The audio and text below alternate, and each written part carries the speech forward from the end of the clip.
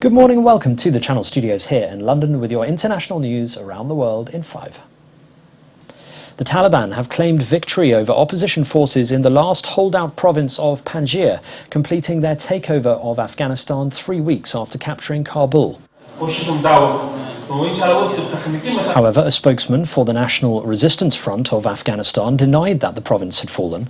If Taliban control is confirmed, it would be the first time the valley has fallen since the start of Afghanistan's 4 decades of conflict. The Taliban spokesman also told the media that the group is expected to announce their new government any day now, and that all important decisions have already been made.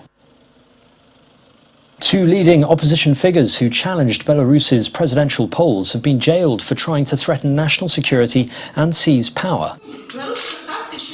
Protest organizer Maria Kolesnikova was jailed for 11 years, while lawyer Maxim Znak received 10 years. They joined an opposition coordination council after Alexander Lukashenko claimed victory.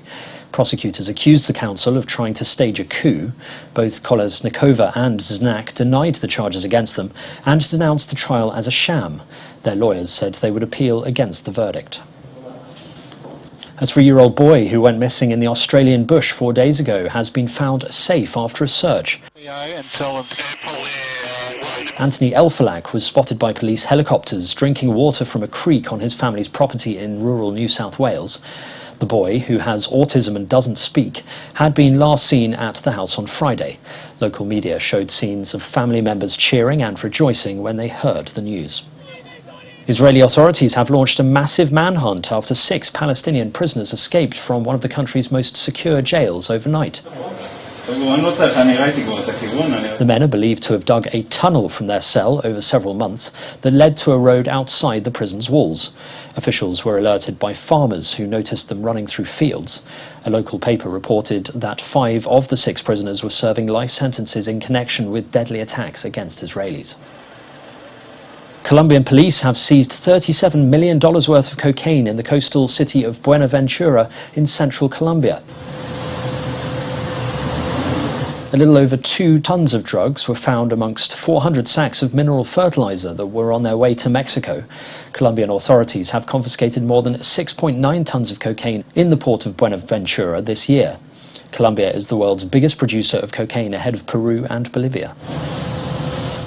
The 3rd son of the former Libyan leader Muammar Gaddafi has been released from jail in the capital Tripoli, where he had been held since 2014.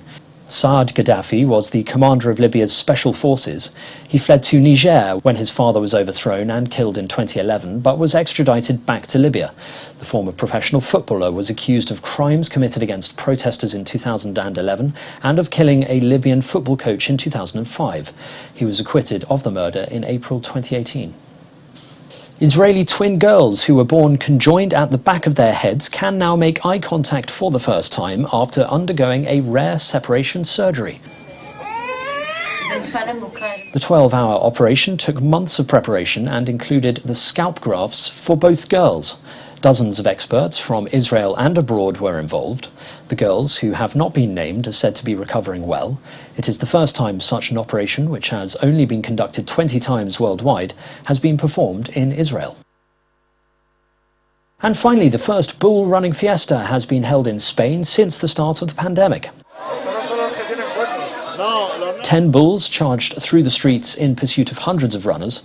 Nobody was injured during the first run in this village of 1,700 inhabitants, which is 65 kilometers south of Madrid. In order to comply with health restrictions, up to 900 runners are allowed to race against the bulls each day during the festival.